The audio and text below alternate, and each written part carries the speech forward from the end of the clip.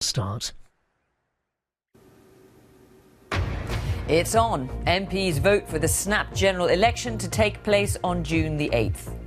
The ayes to the right, 522. The noes to the left, 13. The vote is passed overwhelmingly, though some MPs and the SNP abstain. The party leaders waste no time in getting on the campaign trail tonight. It's a choice between strong and stable leadership under the Conservatives or weak and unstable coalition of chaos led by Jeremy Corbyn. Are we going to be a country that works only to make the richest even richer? I know which side I'm on, you know which side you're on. This election is going to be fought on the streets of this country. The Prime Minister says she won't take part in any TV debates, and the former Chancellor George Osborne quits as an MP. We'll bring you all the latest. Also tonight, the mystery of the missing warships. President Trump said he'd sent an armada to North Korea. So where is it? Prince Harry says he's amazed at the response to his comments about his difficulty in coping with his mother's death. And the volcanic eruptions that can be predicted using technology in space. And coming up in Sports Day on BBC News, Sam Warburton is picked to lead his pack of Lions again. He'll captain the squad on their tour of New Zealand and their tests against the mighty All Blacks.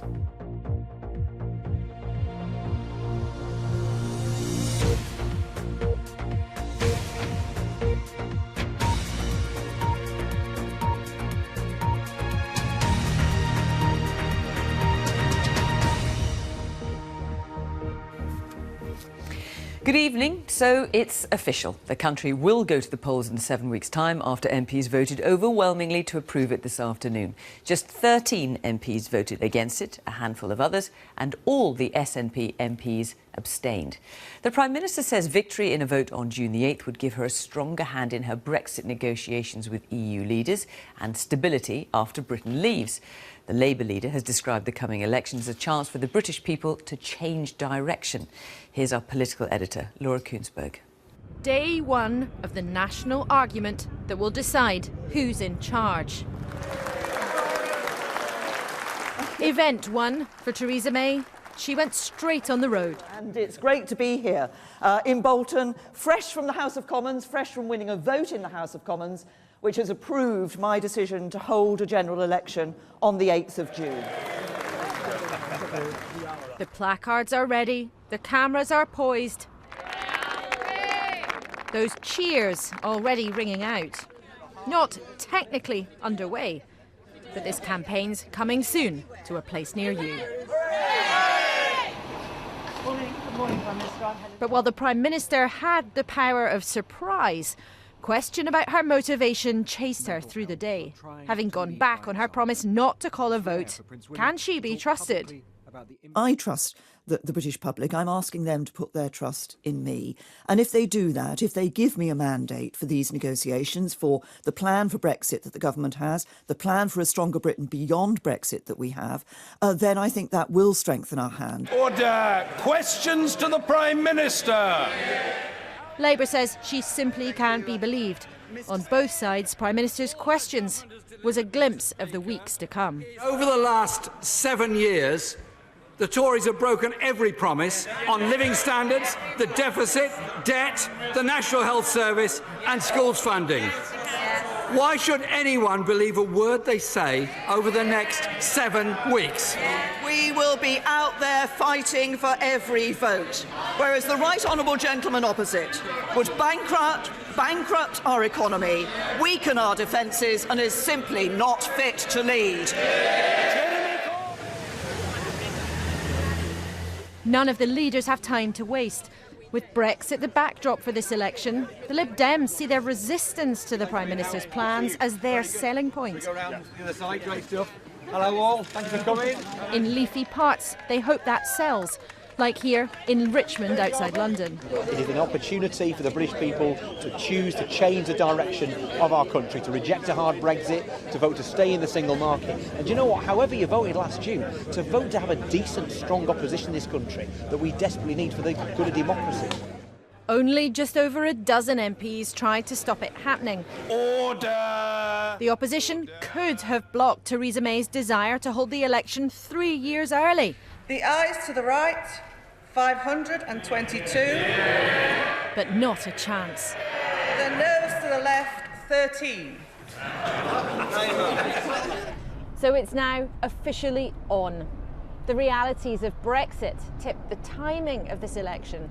But Theresa May was also tempted by the lure of the polls and her desire to get things done at home.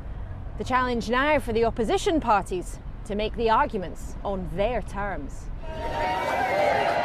He's no stranger to this. Jeremy Corbyn had 2 successful rounds of campaigning to win his party's leadership. But he's already on the road in marginal Croydon, facing a much bigger task this time round. Are we going to be a country that works only to make the richest even richer? I know which side I'm on, you know which side you're on. This election is going to be fought on the streets of this country, up and down, in town halls, in streets, on beaches, on seafronts. And look who dropped into Westminster. Is it realistic for the SNP to defy gravity and keep their record-breaking number of MPs? The Tories already claim, with echoes of 2015, they'd be in cahoots with Labour. The SNP in this election will, as we always do, stand up for Scotland. A vote for the SNP is a vote to protect Scotland's interests. If the parliamentary arithmetic lent itself to the SNP being part of a progressive alliance that would keep the Tories out of government, then the SNP would seek to be part of that, as we said in 2015. You've just opened the door to a coalition. Do you believe, well, you've suggested you might work with the other parties. I don't think that is the territory we're going to be in this election, and I don't think you will find anybody, probably in any part of the UK, who thinks it is. I was simply stating the fact, as I did in 2015, that I don't want to see a Tory government. Feeling confident, Prime Minister? Can you unite the country? She may be feeling the first, but achieving the second will be hard to do. Much stands in Theresa May's way of driving back in, still Prime Minister in 50 days. Laura Kunsberg, BBC News, Westminster. So, with the official starting gun fired for the election, attention turns to the battleground seats with slim majorities where the parties will be out and about over the next 50 days fighting for every single vote. One of those key constituencies is Bolton North East, currently held by Labour with a majority of just over 4,000 votes. The Prime Minister wasted no time in going there tonight. Our political correspondent Vicky Young was with her. The Conservatives are heading into Labour territory with ambitious plans to grab seats like Bolton North East that have been beyond their reach for 20 years. Labour areas which voted for Brexit could be fertile territory for the Tories. So vote. And Theresa May thinks she can win them over. It's a choice between strong and stable leadership under the Conservatives or weak and unstable coalition of chaos led by Jeremy Corbyn. And as the voters of Bolton digest news of the snap election, some have already made up their minds. I voted Liberal Democrats last time, but now Theresa May's got my vote. And can you tell me why that is? I think she's a strong leader, not just because she's a woman, but she's strong, and I think she'll do the country well. She's not messing around with all this bickering in Parliament, and, you know, she's trying to do a good job of a bad situation that she's been left in. I voted Conservatives last time. I won't be voting at all this year because I've no confidence in none of them. Labour hope to succeed by attacking the government's record on the NHS and school funding, things they hope will matter to people. I voted for Jeremy Corbyn, yeah. I definitely think he's relates closely to, you know, the lower, well, under the middle class. Labour, but then obviously it depends on issues on healthcare and education. Like, those are my main 2 priority things. Bolton is just the kind of place where the Tories think they can make real progress in this election. Theresa May will be appealing to UKIP and Labour voters who backed Brexit in the referendum, telling them that she is now the person to deliver on that promise to leave the European Union. And as voters focus on choosing their next Prime Minister, some question the Labour leader's credibility. I usually vote UKIP, but I will vote Conservative. So rather than have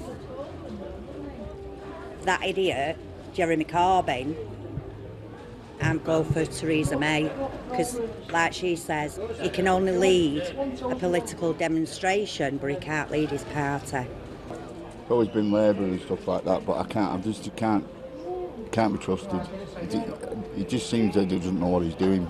This battle has just begun, but today Theresa May signalled she's ready to challenge the Labour Party on their own turf. Vicky Young, BBC News, Bolton. The Prime Minister says she won't take part in any TV election debates. Theresa May insists campaigning should be about getting out and about, meeting voters. Labour has accused her of running scared, and ITV has announced it intends to host a leaders' debate nonetheless. Our home editor, Mark Easton, has more. Election debate. Since the first UK TV debates in 2010, they've proved a popular addition to election campaigns, particularly with young voters. I agree with Nick. I think Nick also agrees with me about a new House of Commons and a new... A boyish Nick Clegg stole the show in the first ever, a reminder that under the television lights, poll ratings and political experience can melt away. The Prime Minister revealed her views about TV debates on BBC Radio this morning. We won't be doing the television debates because I actually... So you won't face Jeremy Corbyn on any stage at any time? I'll be facing Jeremy Corbyn later today in the House of Commons. And when she did, his attack was swift and predictable. She says it's about leadership, yet is refusing to defend her record in television debates. Why will she not debate those issues publicly now? What is she scared of? Can the Prime Minister tell the people why she's running scared of a televised debate with Nicola Sturgeon? If you're a Prime Minister and ahead in the polls, then a TV debate probably looks like all risk and no gain. But there is a risk in saying no for Theresa May, the danger that this becomes a running story during the election campaign. And that risk just got greater, with ITV announcing they'll hold a debate whether Theresa May takes part or not, and the BBC saying no party leader should stop a programme that's in the public interest. The candidates need no introduction. Televised debates have become part of America's electoral process. The first ever in 1960 saw the favourite, Richard Nixon, looking shifty and sweaty compared to the cool John Kennedy. Some say it cost him the election. During last year's campaign, many thought Hillary Clinton beat Donald Trump in the debates. Donald Trump is not in charge of the law in our country. Because you'd be in jail. But then, maybe the TV studio is now being usurped by the power of social media. A Tory chicken stalked Tony Blair in 1997 when he was accused of ducking TV debates. A Labour-supporting chicken pursued David Cameron as he tried to negotiate terms for the debates in 2010. Today, the Daily Mirror reported their chicken has come out of retirement. Mark Easton, BBC News. The former Chancellor George Osborne has announced he's standing down as an MP to concentrate on his new job as editor of the London Evening Standard. He'd face intense criticism after taking on the newspaper job alongside several other jobs, plus his role in Parliament, as our deputy political editor John Pienaar reports. From political big beast to big city editor and the greenest hack in the newsroom, the new boss in Fleet Street chooses to see his future as moving on, not coming down.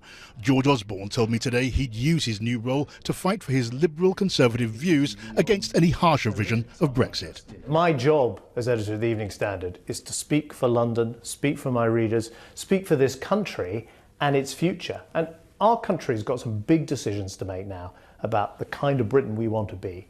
And those values of openness, tolerance, diversity, enterprise, they're the values that I hold dear. They're ones I fought for in government as Chancellor, fought for in Parliament as the MP for Tatton. And now I'm going to fight for them in that editor's chair at the Evening Standard. Strategist in a hard hat, visionary in high vis, out to build Tory support in areas off limits since Margaret Thatcher. Well, you're not making him do it. Close to David Cameron, they rose and fell together over Brexit. Theresa May, not he, moved from the wings to centre stage. Can being an editor ever compensate for never being Prime Minister? The exciting thing is not how you engage in the public debate, but whether you engage in the public debate. And I found whether I was... No, come on, let's be realistic. You wish to be Prime Minister, you won't now be Prime Minister. I count myself as nothing other than incredibly fortunate, first of all, to be an MP, represent the great Cheshire seat I did, but also to be Chancellor of the Exchequer for 6 years. And I'm very proud to have been part of a team that turned around the fortunes, first of all, of my party, and then of the country. Perspective or a brave front on a broken dream. The coalition government hung together as George Osborne planned, and in the end, just as he planned, the Lib Dems were hung out by the voters. I don't think he himself would ever claim that he had great sort of popular public appeal in the country at large, but he loved the kind of game of politics in Westminster and Whitehall, and he relished that kind of thing. Now, looking back, he insists he's proud. Bad days, his so-called omnishambles budget with its tax on hot food glossed over. Brexit, he's philosophical. What else could he be? What do you regret most? Would it be losing Brexit or taxing pasties? You know, when you do budgets, I did 8 budgets, you know, you don't get all of them right. And in the end, you have to, I think, be judged whether you were true to your own values. How do you want history to remember you, George Osborne? Someone who left Britain in a better shape than I found it. John Pienaar, BBC News, Westminster. Well, let's get more on our main story with our political editor, Laura Kuenssberg, who's at Westminster for us this evening. So, Laura, the party leaders wasting no time in getting their message across tonight, and this is just the beginning. It certainly is, Fiona, although it already feels like it's fully up and running, doesn't it? You know, today and yesterday, Theresa May had the power of surprise on her side. She had first mover advantage. But of course, it's quite hard, quite easy to look like you're somehow ahead of the game if you're the one who has set the rules. And I think we've seen from her a couple of things that are very clear. She is going to go very clearly after Jeremy Corbyn's leadership. He is, aside to her, comparatively untested, and of course right now very much in the underdog. It's also clear from the Conservatives that they are going to try to accuse Labour and the SNP of somehow looking at some kind of dodgy collaboration, some kind of dodgy coalition, even though that has explicitly already been ruled out by both of those parties. But tomorrow it's very much over to Jeremy Corbyn. He is going to make his first big speech of this election campaign, and it's his first big chance to try to say that he's going to set his own rules in this campaign. And I understand that instead of saying he is going to somehow be criticised, he's going to allow people to push him around, he'll say in fact he will loudly and proudly set his own rules. He's quite happy to break the rules that have been set by the establishment, and he will accuse the powerful of taking the result of this election for granted, taking it as a foregone conclusion that Labour will be way behind. Now, of course, let's be clear, there are very few people in Jeremy Corbyn's own party here in Westminster who think that is in any way how he will capture the keys to the castle. But Jeremy Corbyn won the Labour leadership in the first place by defying convention. And in what is a very different race, it appears that is the strategy he will take on again. Jeremy Corbyn will be Jeremy Corbyn. He will be proudly defying convention because he believes that's his best chance. Laura Kuenssberg at Westminster, thank you. And there's plenty more about the general election on our website, including an all-you-need-to-know guide. That's at bbc.co.uk/news. President Trump's announcement 2 weeks ago that he had dispatched an armada towards the Korean peninsula was a show of force amid rising tensions between his country and North Korea. So why are the warships far away off the coast of Australia, taking part in a training exercise? Rupert Winfield-Hayes has more. The sight of a US vice president on board a nuclear-powered aircraft carrier is a very rare event, even more so when it's sitting in Japan. Was this an elaborate piece of theatre, or a sign America is really preparing for action against North Korea? We will defeat any attack and meet any use of conventional or nuclear weapons with an overwhelming and effective American response. The United States of America will always seek peace, but under President Trump, the shield stands guard and the sword stands ready. If President Trump is planning some sort of military action against North Korea, there is no sign of it here. This is the USS Ronald Reagan, the flagship of the 7th Fleet. But it won't be ready to leave this port in Japan for at least another month. Meantime, the other carrier battle group President Trump said he's sending to the Korean Peninsula has been seen sailing in the Indian Ocean. The Carl Vinson saga began on April the 8th, when the US Pacific Fleet commander ordered the aircraft carrier to leave Singapore and sail north to waters near Korea. 3 days later, President Trump confirmed he was sending an armada. Very powerful, he said. But instead, for a whole week, the Carl Vinson and its escorts sailed in the opposite direction, into the Indian Ocean. The US Navy now says the carrier battle group is finally heading to Korea. Back on board the Ronald Reagan, Vice President Pence hinted its departure may also now be accelerated. Godspeed on the USS Reagan's imminent deployment. Figuring out what the Trump administration is planning for North Korea isn't easy, perhaps deliberately so. Rupert Wingfield-Hayes, BBC News at the Yokosuka Naval Base in Japan. Thousands of commuters to and from London have been facing major disruption this evening after a fire forced the evacuation of Euston Station. Network Rail said it damaged signalling equipment and temporarily cut the station's power supply. Engineers have warned that full timetables are unlikely to resume until tomorrow morning. Police have named a man they're searching for in connection with an acid attack at an East London nightclub on Monday, in which 20 people were injured. Arthur Collins, who's 25 and from Hertfordshire, is the boyfriend of a reality TV star, Fern McCann. Officers found firearms and cannabis plants when they searched his home in Broxbourne. Prince Harry says he's been amazed by the response to his comments about his difficulty in dealing with his mother's death. His brother, Prince William, has also opened up about coping with Diana's death, saying the shock of losing her is still with him 20 years later. Our royal correspondent Peter Hunt's report contains flash photography from the start. Harry and his little helper Melissa getting the London Marathon preparations underway.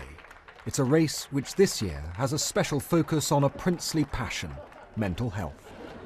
Prince Harry has attracted widespread praise this week for his honesty when he spoke of the anguish and the anxiety he suffered for years after his mother's death. It was only right to share my experiences and to hope to encourage others to come forward and sort of reduce or smash that stigma to make it easier for them to talk about their own experiences. So I was just doing my bit. And was it liberating? Or scary? No, look, I mean, I think when you've heard so many stories from so many other people, and if you can relate to that, then it's only right that you talk about your own experiences. But all the experts you've met will have told you that one of the key issues is funding and that there isn't enough money in some places. What are you going to do about that? That's not for, as you probably know, that's not our mission. Our mission is to remove the stigma of mental health so that we can provide a platform for people to be able to discuss it. But the risk is you could be encouraging people to seek services that aren't there. No, that's something that we've been completely aware of over the last year. But the fact of the reality is that, as I said, the appetite is there. Once the appetite is there, things will change. I'm confident of that. It's not my position and it's not our position or our job to do that. We are non-political, so we'll do everything that we can to encourage the conversation, remove the stigma, so that everything else then can take place.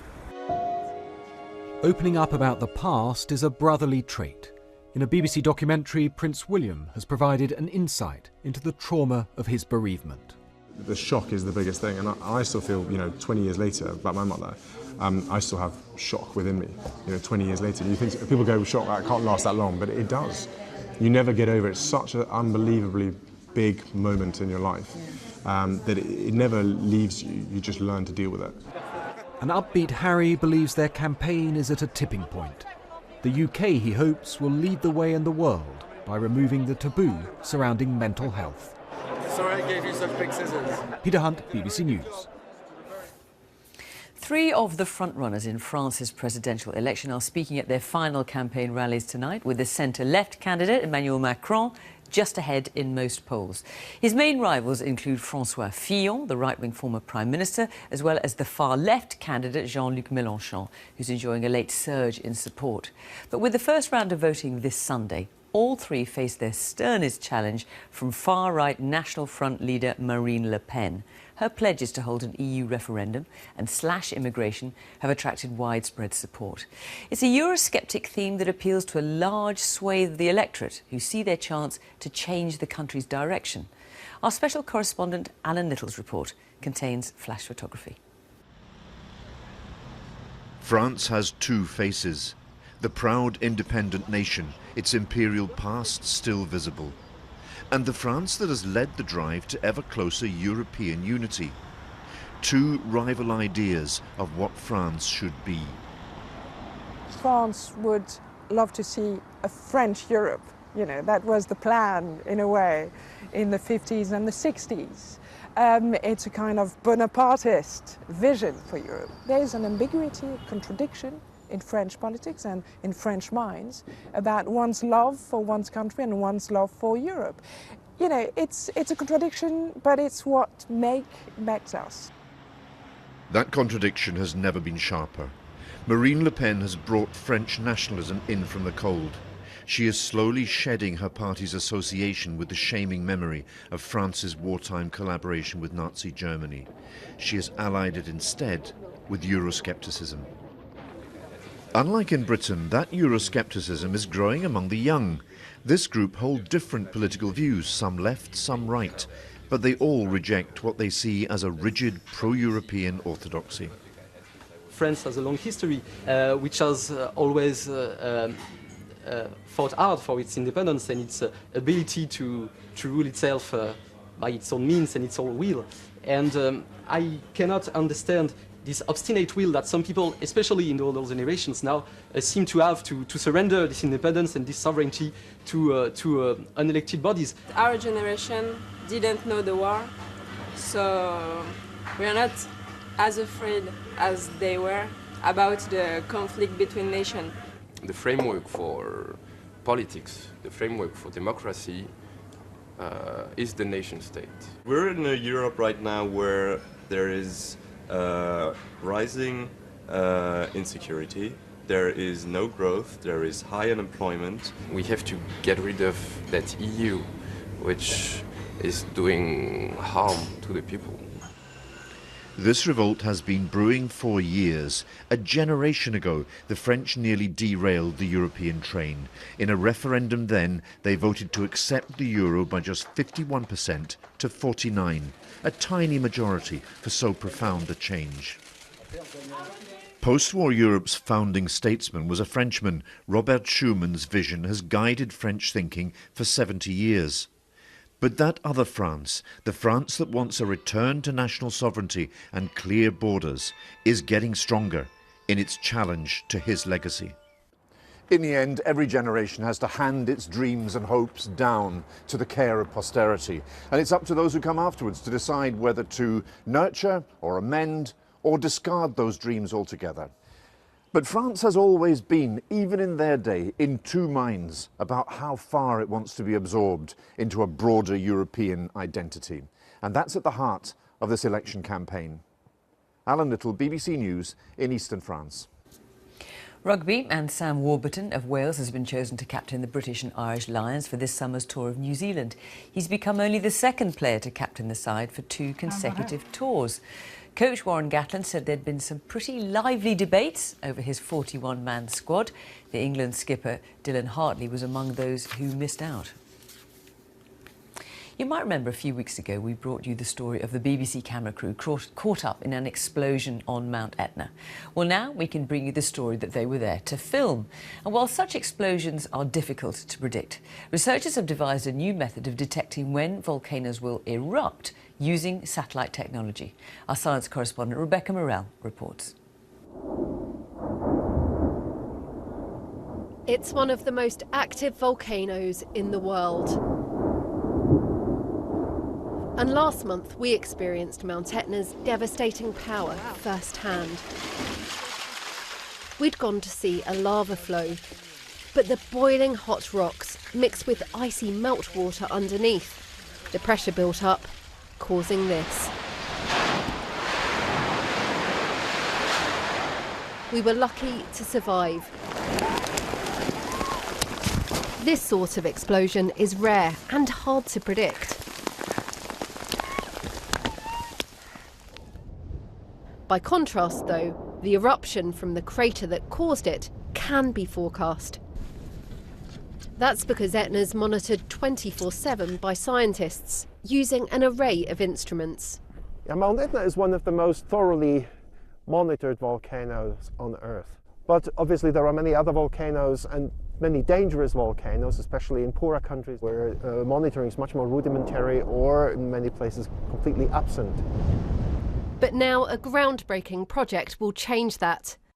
Using our satellites with radars on board, we can actually see magma moving beneath the Earth's surface. At Leeds University, scientists are about to start using satellites to monitor every volcano on Earth to provide an early eruption alert. So for people that are living on volcanoes that really aren't monitored, this could have a huge impact, of course. If a volcano becomes restless, and through this mechanism we're able to provide warning to these people, this could really save lives. This will be a worldwide volcano watch, and this is how it works. Before a volcano erupts, magma begins to rise from deep beneath the Earth, causing the ground to swell. It's only a tiny movement, hardly noticeable, but it can be detected from space. Satellites can measure these changes down to even a few millimetres. And if anything's detected, it's a sign that the volcano might be about to explode. Our experience on Etna showed the danger that volcanoes can pose. Forecasting major eruptions there and elsewhere could be a game changer. By the end of this year, scientists should have all 1,500 of the world's volcanoes under their watch. Rebecca Morrell, BBC News. Newsnight is coming up on BBC Two. Here's Emily Maitlis. Tonight we talk to Ruth Davidson and Nick Clegg here in the studio, and we ask whether party loyalty or Brexit will dictate how voters decide in June. Join me now on BBC Two. Here on BBC One, it's time for the news where you are. Bye-bye.